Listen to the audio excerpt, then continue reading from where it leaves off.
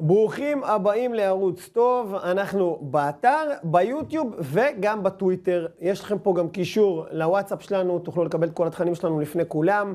שלום, עטא פרחאת, יושב ראש ההסתדרות הציונית הדרוזית וחבר ליכוד. מה שלומך עטא? ברוך השם, שלום יוסי ולך ולצופים.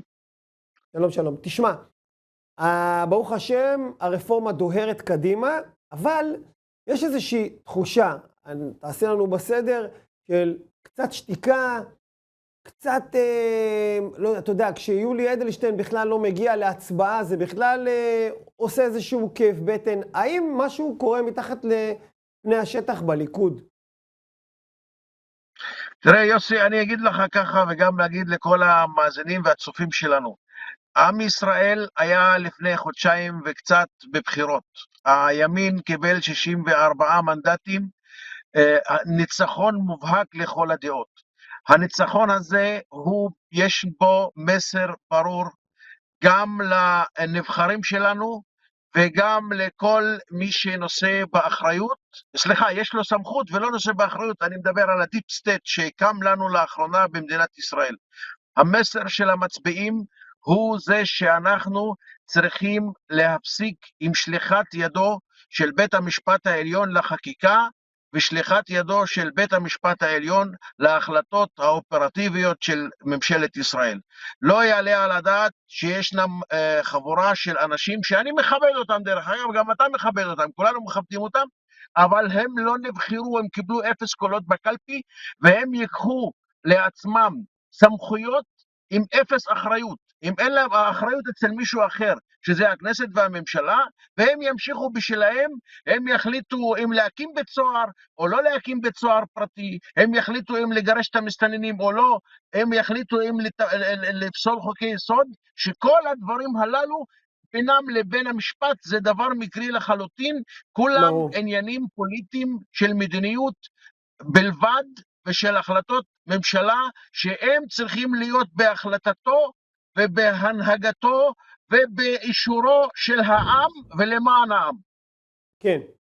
אוקיי, אבל שוב, אז אני שואל, זאת עמדתך וזה גם עמדה רשמית של הליכוד, אבל האם מאחורי, עכשיו שאנחנו שומעים ככה שתיקה לא קטנה של לא מעט חברי ליכוד, ועכשיו שיולי אדלשטיין גם ככה פתאום יש כאלה מי שאומרים שחברים, יש בכלל עכשיו 63 קולות לקואליציה. זה קורה שם משהו? תראה, אני רוצה להאמין שחבר הכנסת יולי אדלשטיין, יושב ראש הכנסת לשעבר, באמת ובתמים קרא לו איזה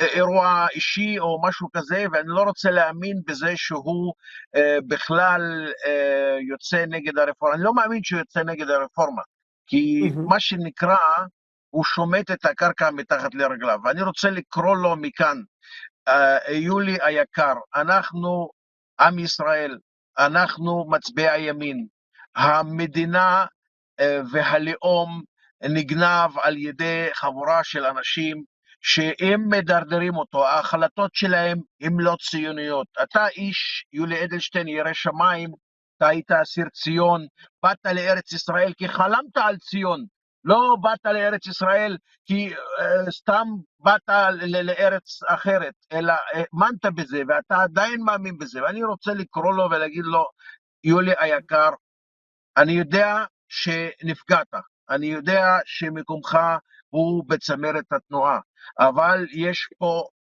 עניין של המולדת, יש פה עניין של העם, יש פה עניין של נצח ישראל, וכולנו חייבים לשים את העניין האישי בצד, ולקחת את הדבר הזה שנקרא רפורמה, להתייצב לידו ולימינו של ראש הממשלה ושל שר המשפטים ולהעביר אותה, כי אחרת אני אגיד לך, יהיה לי פרפורי בטן רבים אם הרפורמה הזאת לא תעבור ואם מישהו יצביע נגדה. אני אישית לא אוכל בעתיד להצביע, וחבריי הרבים גם לא יוכלו להצביע בפריימריס למישהו שהוא לא יבוא ויתייצב ב100% כל כולו, ב100% התגייסות למען העברת הרפורמה המשפטית שתנציח את נצח ישראל כאן במדינה הזאת. אז אתה בצורה האלגנטית שלך בעצם והיפה, כן חשפת שבעצם כן יש פה איזה שהם, יש פה מתח, שכנראה הוא על רקע התפקוד או התפקידים שקיבל יולי, או אולי אחרים, אבל אתה, אוקיי, קראת לו וזה, אבל אתה אומר, יש פה כנראה איזשהו מתח מתחת לפני השטח, והשאלה אם זה רק יולי, או שיש עוד אנשים שלדעתך ככה מתנדנדים. תראה יוסי, זה לא סוד, אני התמודדתי בפריימריס ולא ניצחתי, ניצח מישהו אחר. אני לא כעסתי, אני מתייצב, אני תומך ברפורמה, אני חושב שהיא נחוצה, אני שם את העניין האישי בצד, כי זה מתגמד למען נצח ישראל. כל דבר אישי מתגמד. ואני אומר, חברים, תראו, גם אמסלם נפגע, גם דני דנון נפגע, והם מרגישים ככה. זה לא הזמן לבוא ולהגיד, עכשיו אני נפגעתי, באמצע העגלה שהיא דוהרת, ומגיעה למטרה לשים לה מקלות בגלגלים. ברור. יש עוד דברים כאלה לדעתך? יש עוד קולות כאלה שבליכוד שאתה מזהה? אני יודע שזה לא כאילו כיף לך, אבל אתה יודע, בוא תשתף אותנו בכל זאת אם אתה רואה דברים שצריך לחשוש מהם. תראה, אני אגיד לך משהו. אני בסופו של דבר, ובאמת ובתמים, עדיין לא מאמין שהחברים הללו שציינתי אותם, הם מכובדים וראויים, ויש להם מקום בהחלט בתנועה. אני לא חושב שהם יחצו את הקו האדום, ויצביעו נגד הקואליציה. אני לא רוצה להאמין בזה. אם זה יקרה, זה חציית קו אדום, שאחר כך גם אני אתן את דעתי עליה, וגם ראש הממשלה ייתן את דעתו, וגם המתפקדים ייתנו את דעתם. זה דבר חמור ביותר, שאנחנו, מה שנקרא, יורים לעצמנו ברגל. אבל אני אומר, שוב, אני קורא להם להתפכח. אני קורא להם, צו השעה זה להתייצב למען נצח ישראל ולהעביר את הרפורמה. אני שוב עוד פעם יוסי, הגחמות האישיות הן חשובות, אבל הן לא חזות הכל. יש פה עניין לאומי ממדרגה ראשונה. אני רוצה להגיד לך שאם הבג"ץ ימשיך בהשתלחותו בחוקי מדינת ישראל וישלח את ידו לחקיקה ולהחלטות הכנסת, אנחנו בסופו של דבר לא נהיה, כי הציונות תיפגע, כי היהדות תיפגע, כמו שהחליטו שמכניסים את חמץ לבתי החולים, בניגוד לכל ההלכה היהודית. אני לא יהודי, אבל אני מכבד את היהודים. למה? כי הם גם מכבדים את האמונה שלי. אף אחד לא אומר לי למי להתפלל ומה להתפלל, כן? וגם ככה אנחנו צריכים לכבד את היהודים. לכל אדם בישראל יש חופש דת ויש חופש פולחן, והפרופוגנדה הזולה הזאת שרוצים לעשות פה מדינת הלכה, זה דבר שקרי שאין כמותו. אף אחד לא רוצה לעשות פה מדינת הלכה, רוצים פה מדינה שבה היא תהיה מדינה יהודית וגם דמוקרטית. ואני אומר לך, כבן מיעוטים במדינה הזאת, הרפורמה הזאת משרתת קודם כל את המיעוטים, ואחר כך את היהודים. אתה יודע למה? כי אם ישראל לא תהיה יהודית, ישראל גם לא תהיה. ואם חס ושלום היא לא תהיה, מצבנו יהיה כמו כל המזרח התיכון, שקוע בדמים ובבוץ ובמריבות ובמלחמות. אני רוצה שבאמת המדינה הזאת תהיה חזקה, שנוכל לחיות בה שכם אל שכם לנצח נצחים, שהארץ היהודית תפרח ותשגשג. כן. בוא ננסה בכל זאת, אתה יודע, בוא נחשוב איך איך באמת, אתה אומר כבן מיעוטים, איך מסתכלים על ההפגנות, אתה יודע, מאוד מאוד קשות, על המחאות הקשות האלה, על הכמעט קרע בעם שאנחנו עכשיו נמצאים בו, במגזר הערבי. לאו דווקא הדרוזי, אבל גם הדרוזי זה מעניין. כן, תראה, אני אגיד לך, יש כמה דברים. קודם כל, המגזר הזה על כל גווניו הוא אפאתי לדבר הזה, הוא לא בעשייה הזאת, הוא לא בהפגנות, הוא לא משתתף כמעט בהפגנות. יש פה בודדים פה ושם שכן הולכים, כי הם מה שנקרא מחויבים לארגוני השמאל שהם תומכים בהם. מה זה? זה מעניין, תרחיב על זה רגע איזה משפט. מה זאת אומרת?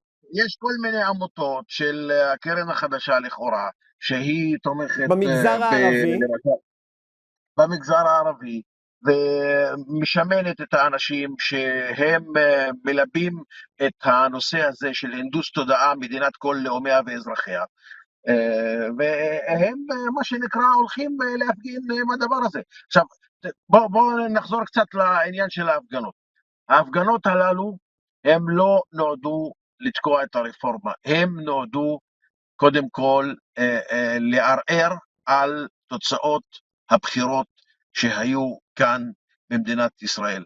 הם הבינו, השמאל ההזוי והבזוי הרדיקלי, מבין שסוף סוף קמה כאן מנהיגות שהיא רוצה לשנות את כללי המשחק ולהחזיר את המצב המשפטי לפני שנת 95, כדי שבאמת יהיה פה איזונים ובלמים בין כל הרשויות, שלושת הרשויות, השופטת, המחוקקת והמבצעת במדינת ישראל. ושהם מבינים את זה, הם יוצאים מגדרם ומכליהם ובאים ועושים את ההפגנות. עכשיו מתלבשת על זה המפלגות, והמפלגות מתחילות לדבר לבייס שלהם, לאנשים שהם כביכול בחרו בהם. הם חושבים שמחר בבוקר כבר הממשלה תיפול, והם לא יודעים שהממשלה הזאת בעזרת השם תחזיק 4.5 שנים כל הקדנציה שלה. אבל אתה אומר שהמגזר הערבי, אנחנו כן יודעים שהם מנסים לגייס את המגזר הערבי, חלק מהם אומרים את זה בגלוי, חלק אנחנו יודעים שהם מנסים לעודד שיגיעו, אבל אתה אומר שהמגזר הערבי לא מגיב לזה ברובו, או לא לוקח בזה חלק? הוא לא מעוניין לקחת בזה חלק, והשאלה גם למה? הרוב הדומם של המגזר הזה לא לוקח בזה חלק, כי זה לא מדבר אליו, כי בית המשפט העליון, גם שהיה צריך להתייצב ליד אנשים מאותו מגזר שעתרו לבית המשפט, הוא גם לא התייצב לידם, ככה הם מתרצים את זה, כן?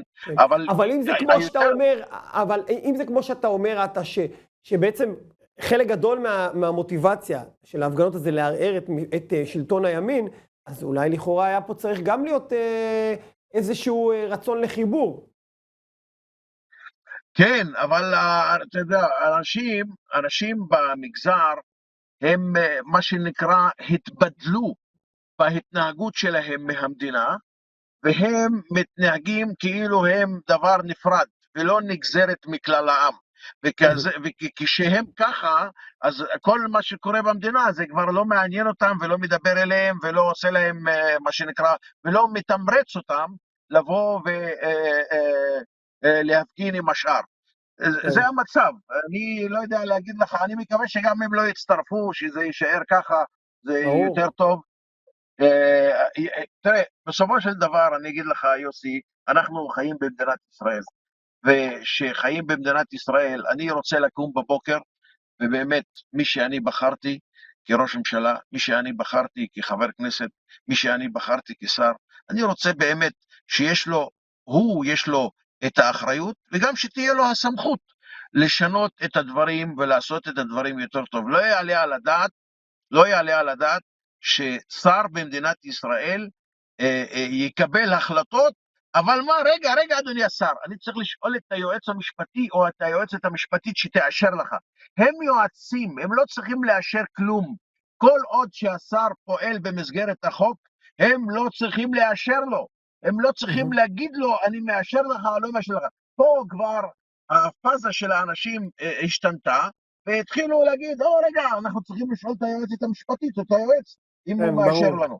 זה דבר פסול, זה דבר, אסור שיהיה, פה יש צביעות, יש דיפ סטייט שהשתלט לנו על החיים, והוא צריך לעבור מן העולם, נקודה. כן. עטא פרחה, תודה רבה, מחכים לדבר איתך תמיד, תודה רבה. אתם מוזמנים לכל יתר התכנים שלנו באתר וביוטיוב ובקבוצת הוואטסאפ שלנו. תודה רבה לכם.